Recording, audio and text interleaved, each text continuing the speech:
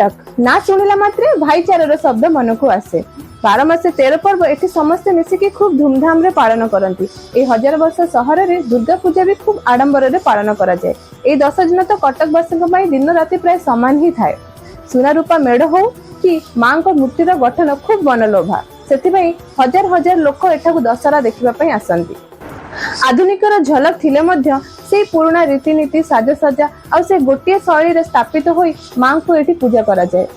तेबे एते वर्ष धरि चली आसुथबा कटक रो दशहरा केबे ओ किए आरंभ करथिले आपण माने जानिचंती कि? आसंतु से विषय रे जानिबा।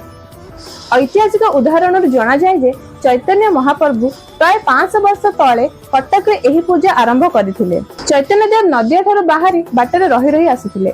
कटक रहणी समय रे 1509 मसीह रे स्थानीय बालू बजार विनोद बिहारी पीठ रे प्रथमे मांकर घट पूजा आरंभ करथिले। चैतन्य देवଙ୍କ सहित आसीथिबा बहुत अनुगामी मनक मध्यरु केते जण एही पूजा को सार्वजनिक करबा पई मांकर मूर्ति पूजा आरंभ करथिले। तापर 1832 मसीह रे काजी बजार रे केतेक ओडिया और बंगाली कर्मजीवी माने मिसिकी मांक मूर्ति को सार्वजनिक भावे पूजा करबा आरंभ करथिले। कटक रे एबे मोट 173 टी पेंडाल रे मूर्ति पूजा करा जाए। ता मध्यरु 100 टी पेंडाल रे मांक मूर्ति पूजा करा जाए।